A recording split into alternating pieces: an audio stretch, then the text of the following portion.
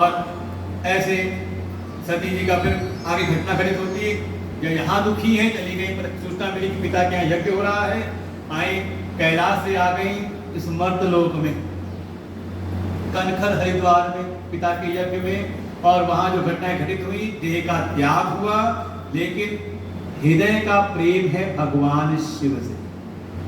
तो भक्ति में कमी नहीं, सेवा में कमी नहीं है, कमी थी कहीं ना कहीं श्रद्धा में, लेकिन वर्ण कर रखा है प्रेम से भगवान शिव का। तो भगवान शिव ही मुझको प्राप्त हुए, ऐसा संकल्प करते हुए देह त्यागा। अगला जन्म उनका होता है हिमालय के अधिष्ठात्र देव हिमाचल, उनके यहाँ प्रकट हुई, पर्वत की कन्या हो गई पार्वती। मोबाइल दुख नहीं दे रहा है, क्या दुख दे रहा है? उसका अज्ञान। माता जी कहें कैसे इसकी आवाज कम हो, बस लेके ही मत आना। और क्या, देखो यही है दुख, क्या दे रहा है? अज्ञान, संदेह, संशय। उपाय क्या है? साफ अर्थ है जिज्ञासा लेकर के उसको हम सीख लें, और नहीं सीख पा सकते तो फिर आपको दुख देता रहेगा। जहां बजना है वहां बजेगा नहीं, और जहां नहीं बजना है तो बच जाएगा, है ना। तो पार्वती के रूप में आई, और इस जन्म में देखो पूरी यात्रा है सती से पार्वती तक की। देवर्षि नारद मिले उनको, और देवर्षि नारद ने साधन बताए, मंत्र की दीक्षा दी और उनको साधना बताई। लक्ष्य है भगवान शिव, भगवत प्राप्ति करनी, भगवान शिव की प्राप्ति करनी है। साधन का बिना किसी गुरु के नहीं हो सकते। और शिव पुराण में प्रसंग समझने, शिव पुराण को पूरा प्रसंग उठाया है गोस्वामी जी ने। यहाँ पर आप देखेंगे वहां पे पार्वती जी की बिल्कुल दृढ़ता से कहा है कि बिना किसी गुरु के कोई साधना पूरी हो नहीं सकती। ये महत्व है गुरु को, और कह सकते तो जीवन के हर एक अंग में। आपको लौकिक जगत में अगर व्यवहार सीखना है, ठीक करना है, तो वो भी कोई सिखाने वाला होना चाहिए। अरे हम तो पशुओं को सिखा लेते घर में, अपने उठना बैठना सिखा देते हैं, तो कोई सिखाए तो ही सीखते हो आप।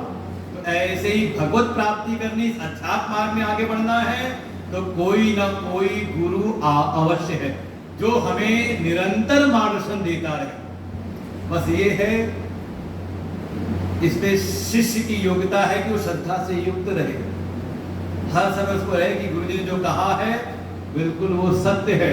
और ये पूरी घटना आगे दिखाई देती है। जो सती जी गई थी भगवान की परीक्षा लेने, जब ये साधना में संलग्न होती है, तो अब इनकी परीक्षा होती है, अब परीक्षा करवाते हैं भगवान शिव। और पूरी कथा सुनी आपने, सप्त ऋषि आए परीक्षा लेने के लिए। तो सबसे पहले तो लक्ष्य पर प्रहार किया है। अरे आप किसके लिए आप साधना कर रही हो? मान लो आप कोई कहते हैं अरे वो तत्व, वो परमात्मा का बोध करके वो तत्व प्राप्त करके मिलेगा क्या? वास्तव में कुछ मिलना नहीं, छूटना है। तो समाज में कहीं ना कहीं लोग देखो लक्ष्य पर आघात करते हैं। पहले परीक्षा होती है हमारी साध के प्रति कैसी निष्ठा है। मोक्ष चाहिए भी कि नहीं चाहिए, मुक्ति की आवश्यकता है भी कि नहीं है, भगवत प्राप्ति में निष्ठा है कि नहीं है। देखो पहले लक्ष्य पर प्रहार होता है। सबसे पहले यही कहा कि आप किनके चक्कर में पड़ गए? आप इतनी सुकुमार, इतनी सुंदर, और वो है कौन? शमशानवासी, शमशान में रहते, भूत प्रेतों के बीच में रहने वाले।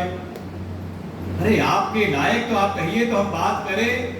जो लक्ष्मीपति नारायण है उनसे देखिए, सर्वांग सुंदर हैं, सर्व ऐश्वर्यशाली हैं, ऐसे। लेकिन पार्वती जी बिल्कुल कहती मैं अचल पर्वत की कन्या हूं, तो अपने संकल्प में भी अचल हूं। जन्म कोटि लगी रगर हमारी, वरऊ संबुरत रहूं कुंवारी। देखो ये है लक्ष्य के प्रति निष्ठा। हम कई बार ऐसा होता है साधन के मार्ग में लगते तो हैं, लेकिन जरा सी परिस्थिति कुछ ऐसी इधर डावाडोल हुई तो हम अपने लक्ष्य से कर लेते हैं समझौता। मुख्य लक्ष्य को छोड़ करके जो तात्कालिक चीजें हैं उनमें हम भटक जाते हैं। ये समस्या आती है। धर्म अर्थ काम पूर्वक हम पहुंचे मोक्ष की प्राप्ति के लिए, लेकिन साधन करते करते कभी कभी चिंता धर्म की बन जाती है, कभी चिंता अर्थ की बन जाती है, और कभी चिंता बन जाती है काम की, भोग की। यही समझाने के लिए है कि लक्ष्य में कैसी निष्ठा हो, जैसे पार्वती जी की है। देखा अब लक्ष्य तो हिलने वाली है नहीं, तब दूसरा परीक्षा उनके लिए है उनकी श्रद्धा की। किसने बताया आपको भगवान शिव की प्राप्ति की? किसने कहा आपको? किसने प्रेरित किया? तो बताया मेरे गुरुदेव देवर्षि नारद। अब तो जोर से हंसे सब ऋषि, अरे किनके चक्कर में तुम पड़ गए। और देखो ये सुनने को खुद मिलता है, थोड़ा महात्माओं के चक्कर में पड़ जाओ, मतलब सत्संग में जाने लगा महात्माओं के, तो कोई ना कोई कहेगा अच्छा तुम भी बाबाओं के चक्कर में पड़ गए। सुनने को मिलता है कि नहीं? कहा हम लगे ही नहीं अभी। हाँ अब लगोगे तो कोई ना कोई कहेगा अच्छा तुम्हारा भी दिमाग इसमें कुछ, तुम भी लगे बाबाओं के चक्कर में। तो वही सारी बातें कही सब ऋषियों ने। लेकिन पार्वती जी की जो श्रद्धा है, देखो पूर्व के जन्म में थी सती के रूप में, इसकी थी न्यूनता। समझने का, अलग अलग करने का प्रयास करेंगे। प्रेम अलग चीज है, श्रद्धा अलग चीज है। प्रेम जो है वो हृदय का भाव है, लेकिन श्रद्धा पूंजी है बुद्धि की। समझने का प्रयास करेंगे। जहां बुद्धि समर्पित हो जाए समझ लो उसके प्रति आप श्रद्धावान, और जहां हृदय समर्पित हो जाए समझ लो उससे आपका प्रेम है। और इसका अनुभव आपको अगर कभी हुआ हो, घर में आप चाहे कितने पढ़े लिखे हो और घर में आपका बच्चा कुछ गलती से कुछ गलत समझ करके आ गया और पढ़ रहा है, वो गलत पढ़ रहा, सुन रहे कि हाँ गलत पढ़ रहा है, आपने कहा बेटा ये गलत है, इसको ऐसे कर लो, तो बच्चे का प्रेम आपसे कम नहीं, प्रेम तो पूरा है, लेकिन श्रद्धा उसकी आप पर नहीं, अपने टीचर पर है, मैडम पर है। तो कह देता है अरे आपको क्या पता, हमारी मैडम ने सिखाया है। कभी सुना कि नहीं? हमारा अपना अनुभव है, हमारी मैडम ने सिखाया है। हम भी कहते हैं ठीक है यार मैडम ने पढ़ाई भाई पढ़ लेते। देखो यही है, दोनों चीजों को अलग रखें। प्रेम अलग चीज है और श्रद्धा अलग चीज है। श्रद्धा तात्पर्य जहां हमारी बुद्धि समर्पित हो जाए कि इन्होंने जो कहा है उसमें सत्य भावना आ जाए, और ये केवल दो के प्रति होनी चाहिए। शास्त्रेषु गुरुवाक्येषु सत्य बुद्ध्या अवधारयेत् सा श्रद्धा कृता यथा यया वस्तु उपलब्धये। दो के प्रति हुई श्रद्धा, दो के प्रति होती है। एक तो शास्त्र, हमारे जो वैदिक शास्त्र हैं, और दूसरा जो उन शास्त्रों का अध्ययन कराने वाले हैं, शास्त्र अनुसार उपदेश करने वाले उन गुरु के वचनों पर। तीसरा कोई नहीं है। और भगवान पे भी होगी तो भगवान पे श्रद्धा हो जाए तो वो आपके गुरु रूप में हो जाएंगे। जैसे अर्जुन को कृष्ण मिल गए, पार्वती जी के लिए हो गए भगवान शिव। लेकिन श्रद्धा आवश्यक है। लेकिन अब वही सती जी जिनका ना तो ऋषि पर श्रद्धा हुई थी, ना भगवान के वचनों पर श्रद्धा थी, वही जब पार्वती बनकर के जो तपस्या करती हैं तो उनकी जो कठोर तपस्या है उसका परिणाम ये है कि वो अब श्रद्धावान हो गई, बुद्धि समर्पित हो गई। और जब परीक्षा हुई उनकी श्रद्धा की तो कह देती हैं नारद वचन न मैं परिहरम। देखो प्रमाण वाक्य है, ये आपको 80 के ऊपर मिलेगा, 80 के ऊपर है तुरंत। नारद वचन न मैं परिहरहूं बसऊं भवन उजरहूं नहीं गरहूं। देखो ये है उनकी श्रद्धा कि जो मेरे गुरुदेव नारद के वचन हैं उनका तो मैं त्याग नहीं करूंगी, चाहे मेरा घर बसे चाहे उजड़ जाए।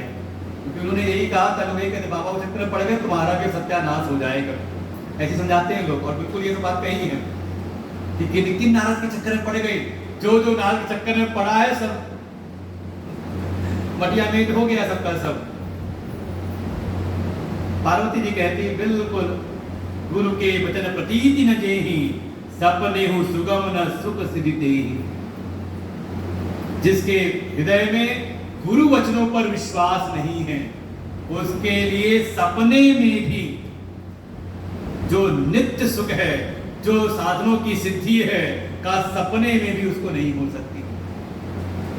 ये है श्रद्धा का स्वरूप, ये है पार्वती जी का अधिकारित्व, उनकी योग्यता। और ऐसी श्रद्धा से और कह देती हैं आगे, फिर उसी बात को और आगे इसी बात को पक्का कर दिया उन्होंने कि गुरु के वचनों को मैं बिल्कुल त्याग ही नहीं सकती। तजौ न नारद कर उपदेशु, जो सतबार कहूं आप महेशु। देखो, अगर ऐसा दृढ़ विश्वास हो तो बार बार वचनों में उसके निकलता है, और श्रद्धा ना हो तो थोड़ा सा कोई आकर के बहका दे तो बहक जाता है। लेकिन पार्वती जी बिल्कुल डावाडोल नहीं, लक्ष्य में प्रबल निष्ठा है और उतनी ही प्रबल श्रद्धा है सद्गुरु वचनों पर। और यहीं पर समझ लें, इसके बाद फिर भगवान शिव की उनको प्राप्ति होती है, विवाह होता है, और फिर एक पुत्र हुआ, तब जन्मे षड्वदन कुमार, फिर तारकासुर का वध हुआ। और इसके बाद जब ये सारी कथा हो गई, तब याज्ञवल्क्य जी कहते हैं भरद्वाज, जब ये सारी शिव कथा सुनी, ये पूरा चरित्र हुआ सती से पार्वती तक का जो यात्रा है, साधना का जो है और साधना की परिणति, जब ये सुनी, सुन करके भरद्वाज मुनि के जो भाव प्रकट हुए, उनके भावों को देख करके याज्ञवल्क्य जी उनकी प्रशंसा करते हैं। देखो, मान लो कहीं पर किसी गुण की चर्चा हो रही हो, किसी विशेष गुण की चर्चा हो रही हो, किसी में वो गुण ना हो,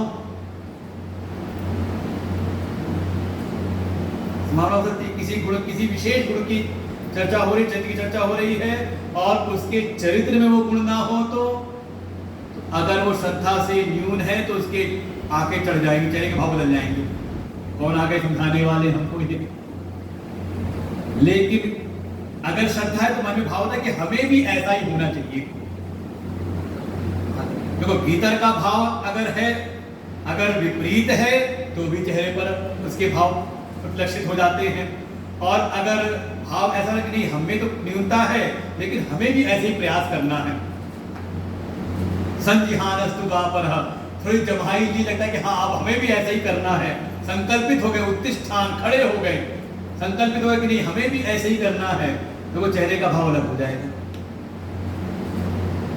तो ऐसे ही उनके भाव, और जिसमें वो गुण बैठ हो जिसके भीतर, उसको देख अपने एक आनंद होता है, चलो मतलब हमारी साधना अच्छी चल रही है, ये पात्रता तो हमने कहीं ना कहीं किसी न किसी अंश में प्राप्त की हुई है। और उसके भीतर जो भाव होते हैं उसके चेहरे पर प्रकट हो जाते हैं, तो वो चेहरे के भावों को देख करके याज्ञवल्क्य जी कह देते हैं। ये बिल्कुल अब आ गए हम अपने प्रसंग के ठीक पहले 104 के ऊपर है। शंभु चरित सुनी सरस सुहावा, भरद्वाज मुनि अति सुख पावा। ये जो सारे चरित्र सुने भगवान शिव के, सती जी के साथ में और पार्वती जी के साथ में, जो ये सारे चरित्र सुना, ये जो कथा प्रसंग सुना, सुन करके भरद्वाज जी बड़े प्रसन्न हो गए, सुखी हो गए, और साथ ही साथ थोड़ी लालसा और बढ़ गई। अब आगे क्या है, जैसे मन में आया ना कि इतना सुना, अभी तो इतना हमने पाठ किया था, ये रहस्य तो हमें जाना ही नहीं था, तो अब मन में होता है और हम आगे जाने, है कि नहीं? ये विश्राम करें, मन में होता है कि अब तो पूरी रामायण ऐसे ही पढ़नी है, ऐसे ही जानना है, एक एक चौपाई, एक एक दोहों को हमें ऐसे ही जानना है।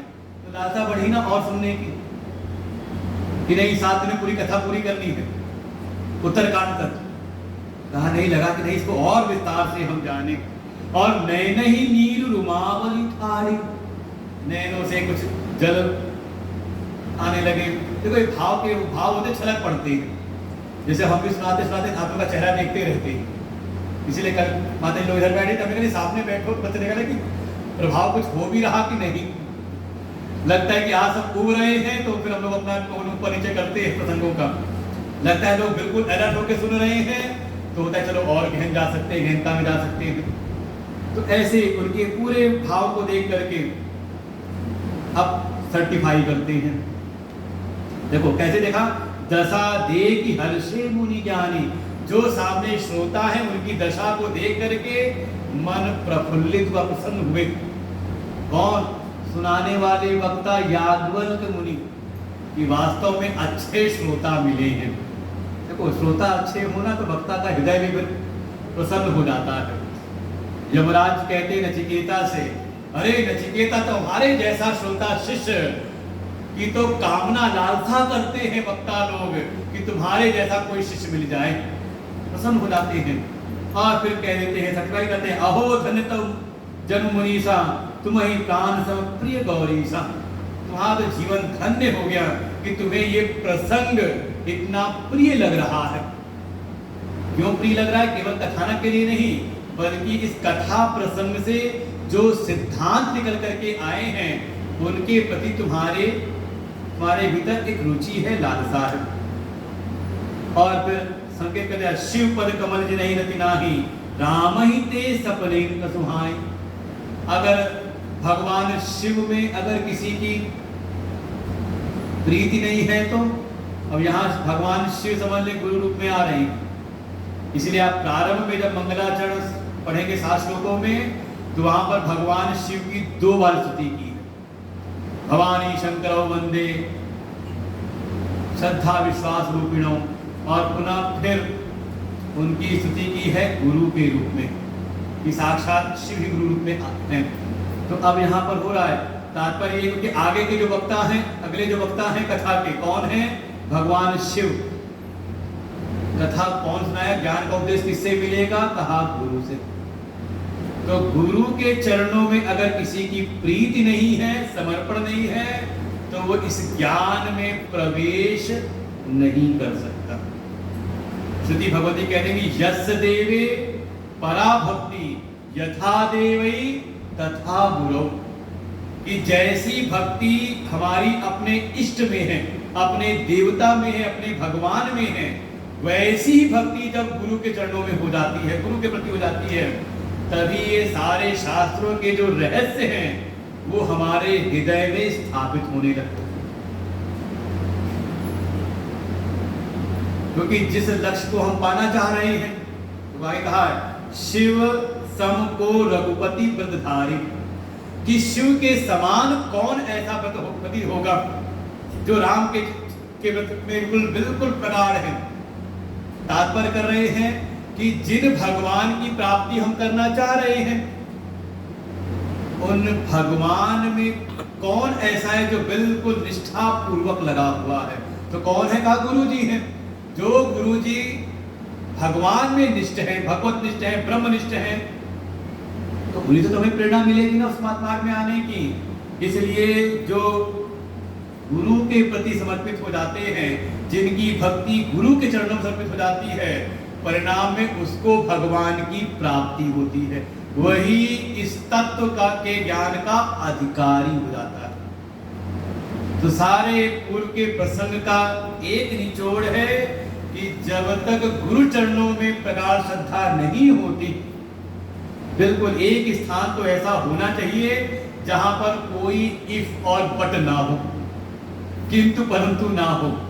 ऐसी श्रद्धा की अनिवार्यता है इस ज्ञान में, तब ये तत्व का ज्ञान होता है। दुनिया का ज्ञान तो आप कर लोगे जैसे तैसे करके, लेकिन यहाँ तो अपने स्वरूप का, आत्मा का, ब्रह्म का ज्ञान है, वो तो बिना समर्पण के, बिना गुरु भक्ति के प्राप्त होता नहीं। स्वयं आदि गुरु भगवान शंकराचार्य कह देते हैं, गुरु चरणाम्बुज निर्भर भक्त। देखो स्वयं आदि गुरु जो ज्ञान स्वरूप शंकर अवतार हैं, उनका भी यही, इनकी भी यही निष्पत्ति है कि जो गुरु चरण कमलों के निर्भर हो जाते हैं, अर्थात उन पर दृढ़ विश्वास हो जाता है, वे ही इस संसार से अचिराद भव मुक्त, शीघ्र ही इस भवसागर से मुक्त हो जाते हैं। अर्थात यहाँ रहते, इस मनुष्य शरीर में रहते रहते का वो जीवन मुक्ति का अनुभव कर लेते हैं। लेकिन साधन है प्रगाढ़ श्रद्धा। और तो और अब यहाँ पर जो एक घाट की कथा पूरी हो रही, प्रयागराज घाट की कथा पूरी हो रही। देखो कर्म के मार्ग से कोई प्रवेश करता है भक्ति से, देखो ये बिल्कुल सिद्धांत है। और हमारा देखो त्रिवेणी संगम भी ऐसे ही है, यमुना जी कर्म के प्रतीक हैं, उनका प्रस्थान उनका समाहित होती है गंगा जी में, और गंगा जी है भक्ति के स्वरूपिणी। तो अब कर्म से प्रवेश हुआ, भक्ति प्रकट हुई भीतर, और भक्ति के बल से प्रवेश करते हैं ज्ञान में। तो अब प्रयागराज से हम प्रवेश कर रहे हैं दूसरे घाट पर, जिसका नाम है कैलाश का घाट। और यहीं से फिर वो प्रसंग पूरा हुआ जो हमने आज पाठ किया। राम अति अमित मुनीसा, कहीं न कहीं सत कोटि अहिसा, तदपि जथाश्रुत कहऊं बखानी, सुमिर गिरापति प्रभु धन पानी। यागवल जी कह रहे हे भरद्वाज जी, आप अधिकारी हैं, क्योंकि आपकी गुरु चरणों में प्रबल श्रद्धा है, और आप भगवान के व्रत में भी निष्ठ हैं, इसलिए आप परम अधिकारी हैं। इसीलिए आप जैसे अधिकारी को पा करके अब मैं सुनाता हूं। अभी जो कथा हुई थी तो कहा वो मूल कथा नहीं थी, वो था अधिकारी का निरूपण। और देखो हर शास्त्र में पहले अधिकारी का निरूपण आता है, अधिकारी कैसा हो। भागवत जी में जो प्रथम स्कंद है वो अधिकारी निरूपण है, अधिकारी स्कंद उसका नाम ही है। कैसा अधिकारी हो तो कहा परीक्षित जैसा अधिकारी हो। गीता जी में पहला अध्याय अधिकार का निरूपण करता है, कैसे गुरु के पास जाए कहा अर्जुन के जैसे, और कैसे न जाए कहा दुर्योधन के जैसे, पहला अध्याय गीता जी का। ऐसे यहाँ तक का जो प्रसंग कहा आप अधिकारी हैं उस राम तत्व के बोध के। इसलिए अब मैं आपको सुनाता हूं, क्या सुनाता हूं? जथाश्रुत, जैसा मैंने सुना है। इससे कहा अपने गुरुजनों से, जैसा मैंने अपने शास्त्रों से सुना, पढ़ा की बात नहीं कही है। या फिर जथाश्रुत, जैसा श्रुति का मत है, जैसा वेद का मत है, वो अब मैं आपको सुनाता हूं। और फिर वहां से फिर कथा प्रारंभ की कैलाश की। परम रम्य गिरिवर कैलाशु, सदा जहां शिव उमा निवास। कैसा है? परम रमणीय स्थान है कैलाश। और उसकी रमणीयता क्या है? का वहां पर हमेशा निवास है किसका? शिव उमा निवास, जहां भगवान शिव। अब भगवान शिव कौन है और पार्वती कौन है? तो प्रारंभ में करके आए हैं कि एक श्रद्धा की स्वरूपिणी है, भवानी शंकरौ वंदे श्रद्धा विश्वास रूपिणो। जो माँ पार्वती है वो श्रद्धा की स्वरूपिणी है, और भगवान शिव है विश्वास के, अचल विश्वास के। इसीलिए बरगद नीचे बैठते हैं, बरगद भी स्वरूप है विश्वास का ही, बट विश्वास अचल निज धर्म। तो रमणीय स्थान कहां पर हुआ? कहा जहां पर कोई उस तत्व में निष्ठ, जिसकी उस परम तत्व में दृढ़ विश्वास है, उसे कभी चलायमान नहीं होते, ऐसे कोई गुरु विद्यमान हो, और साथ ही उनके सामने श्रद्धा से युक्त कोई जिज्ञासु। देखो रमणीय हो जाता है। कहीं ऐसा स्थान आप कहे तो कोई आश्रम में गए, तो आश्रम में क्या है भाई? अपने उस परम तत्व में निष्ठ कोई हमारे सद्गुरु हैं, और वहां हम पहुंचे श्रद्धा से होकर के, तो रमणीय हो गया।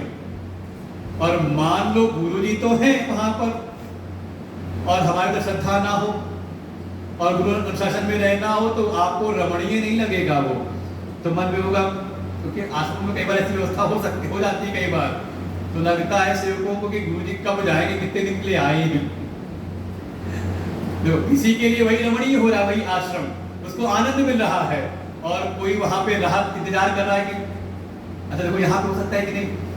अगर मान लो विश्वास, जो व्यास की विराजमान है वो बिल्कुल विश्वास में है, अपने अटल विश्वास में है। जो श्रद्धा से श्रोता रूप में बैठे हैं उनको तो अच्छा लग रहा है, समय बीतते पता चलता नहीं कितना समय हो गया। लेकिन अगर श्रद्धा नहीं बन पा रही तो कई बार लगता है वो घड़ी बार देखते हैं कितना समय भी बचा है, कितना समय बचा है। तो किसी के लिए वही स्थान रमणीय है, और किसी के लिए शायद वो उतना रमणीय ना हो। तो रमणीय किस लिए है? क्योंकि वहां पर उस परम तत्व में निष्ठ सद्गुरु भगवान शिव हैं और सामने सन्मुख कुछ जिज्ञासु श्रद्धा से युक्त हैं, इसलिए वो कैलाश अत्यंत ही रमणीय है। वही कैलाश एक समय सती जी के लिए दुखदायी था, ये तो छोड़ के गई ना पिता के यज्ञ में, क्यों गई थी? लेकिन अब कैसा है? कहा परम रमणीय है। क्यों? क्योंकि वहां रहते कौन है? तो कहा सिद्ध तपोधन जोगी जन सुर किन्नर मुनि वृंद। वहां देवता किन्नर और बहुत सारे ऋषि मुनि कैसे हैं? कोई साधन सिद्ध हैं, कोई योग में स्थित हैं, कोई तपोनिष्ठ हैं। बस एक शब्द लगा दी, बसई तहां सुकृति, साथिया सुकृत है, जिन्होंने थोड़े सत्कर्म कर रखे हैं, अर्थात पापी का वहां पर प्रवेश नहीं है, व्यसनी का वहां प्रवेश नहीं है। ये पता नहीं कब भगवान शिव की भक्ति में, भोले की भक्ति में लोगों ने ले आए, व्यसनों को लाके शामिल कर लिया। वो भगवान शिव को अर्पण कर सकते हैं, भगवान शिव सर्वसमर्थ हैं, वो सब ग्रहण कर सकते हैं। भगत नहीं कि भगवान भोले की बूटी है, कहा के ग्रहण कर लिया, केवल वो अपने व्यसन को तृप्त कर रहा है। भगवान शिव क्या, उनको तो कहते हैं कुछ ना मिले, जो मिल जाए तो अर्पण कर दो। वो शिव जो है वो विष को ग्रहण कर सकते हैं, तो उनके लिए ये भांग धतूरा कौन सी बड़ी चीज है, समझे? वो सर्वसमर्थ हैं, उनको अर्पण कर सकते हैं, स्वयं ग्रहण नहीं करना है। इसलिए जो सुकृत है, और सुकृत कौन होगा? जो सदैव अपने होश हवास में रहता, जिसकी सजगता प्रबल हो। और आपने ऐसा कोई पदार्थ ग्रहण कर लिया कि आपकी सजगता खत्म हो गई, तो क्या गारंटी कि आप सुकृत से कम दुष्कृत में चले जाओ? संभावना बढ़ती कि नहीं बढ़ती है सुकृत से दुष्कृत में? कैसे?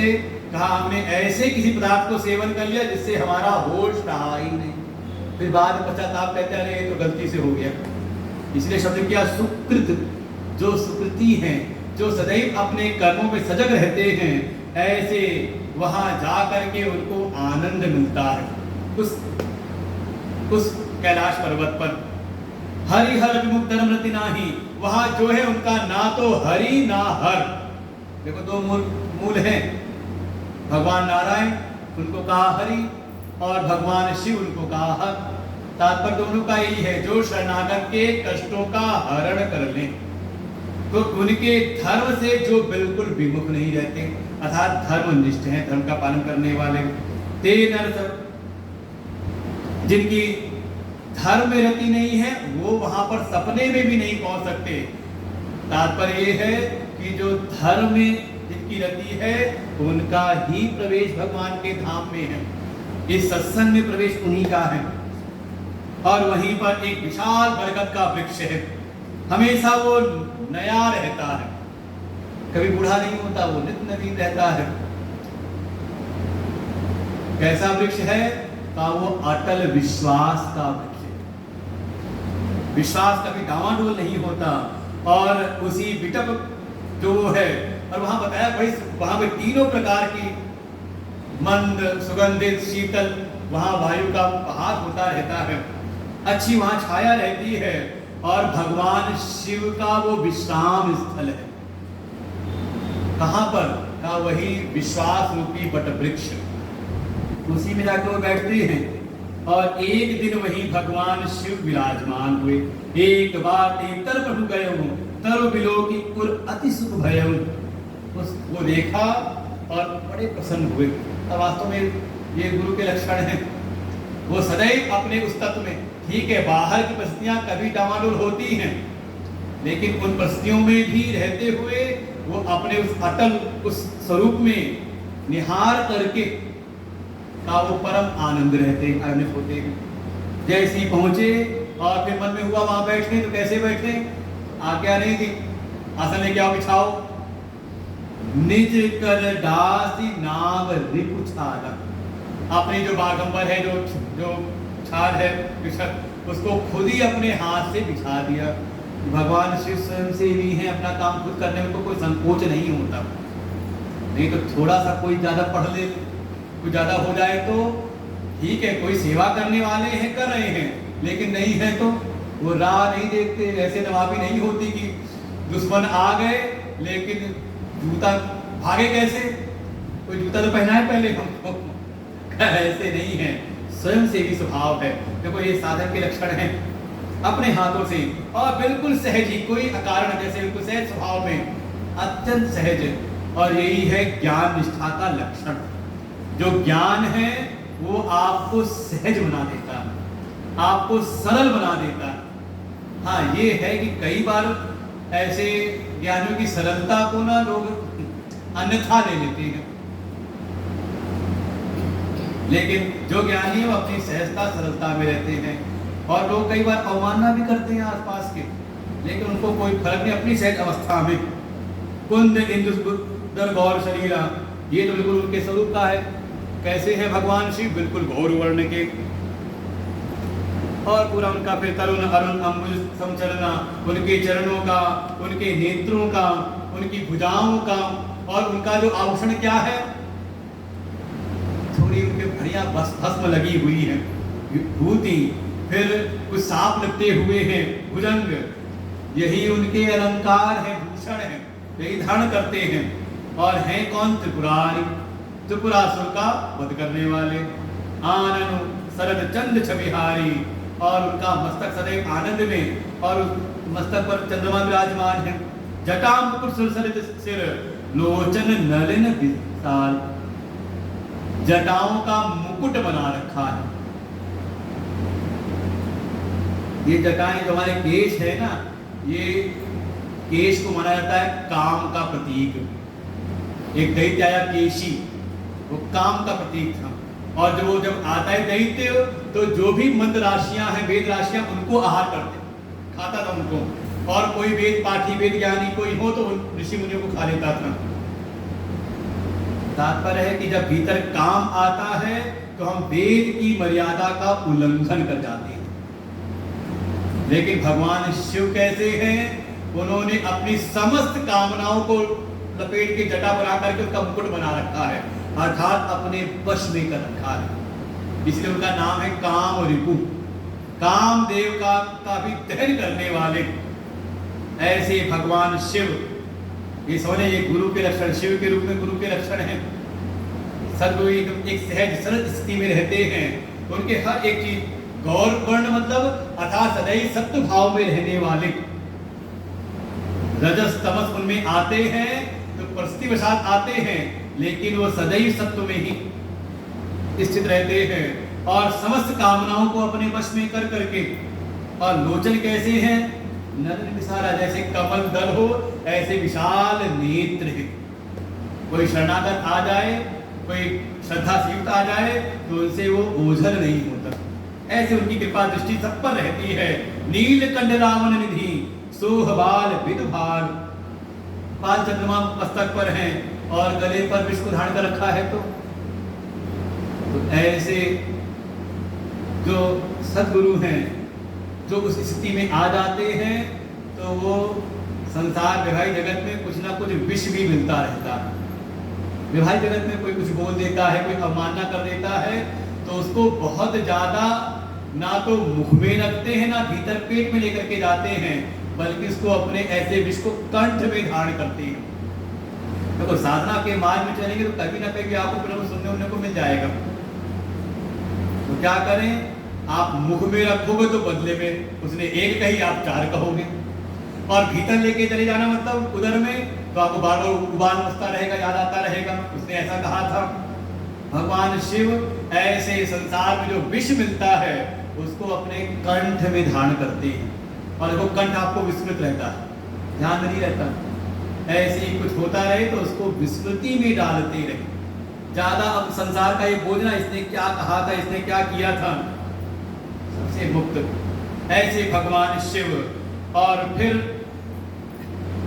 जो बैठे बैठे सो काम रूप कैसे, और कैसे बिल्कुल काम को अपने वश में करने वाले, काम को दहन करने वाले, वो ऐसे अपनी बिल्कुल अपनी सहज अवस्था में बैठे हुए, जैसे साक्षात अगर कोई जो शांत अवस्था है अगर कोई रूप बना करके बैठे तो वैसे ही भगवान शिव अत्यंत सहज शांत अवस्था में विराजमान है।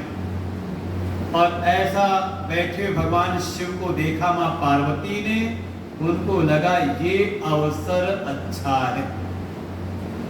अगर मान लो ज्ञान भी प्राप्त करना है तो किसी से कुछ चाहिए और वो लगा हो अपने काम में, हो जाके उस काम में उलझा हुआ हो और आप उसी पे पहुंच जाओ, हमारा काम कर दो, कहेंगे ये असभ्यता हो जाती है। अगर आपको उनसे कोई काम है तो देखो शांत बैठे हो, अनावश्यक कार्यों में ना उलझे हुए हो, तब उनसे आप कहो तो वो न चाहते हुए भी आपका कार्य कर देते हैं। ऐसे ही गुरु से भी कुछ बात करनी है तो अब ऐसा ना गुरु जी अपने किसी काम में लगे हों, बस गुरु जी अभी बता दो, तो गुरु जी को कोई आपसे आपकी कोई गरज नहीं कि आप बताएंगे। अवसर देखना पड़ता है और वो अवसर निकलता है आपके समर्पण, आपकी सेवा, आपकी भक्ति से। हमारी सेवा से, हमारी भक्ति से जब प्रसन्न है, तब हम मौका देके जब कुछ पूछते हैं तो वो फिर बड़ी करुणा करके हमको उपदेश करते हैं।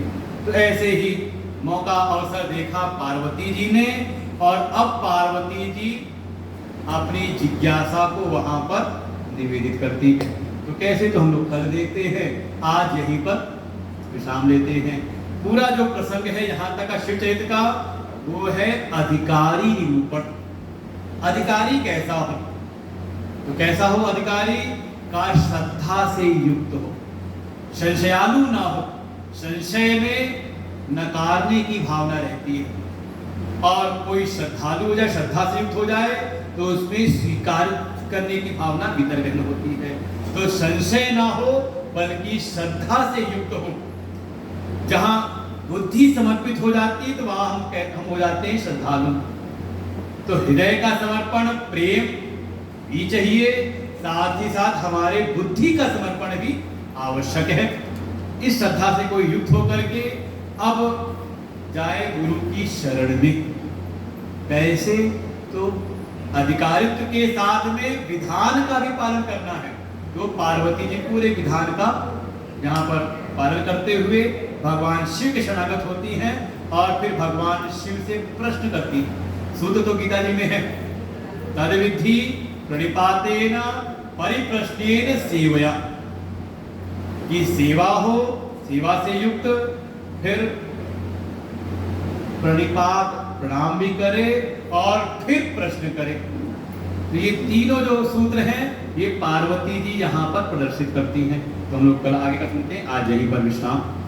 ओम पूर्णमदः पूर्णमिदं पूर्णात् पूर्णमुदच्यते पूर्णस्य पूर्णमादाय पूर्णमेवावशिष्यते।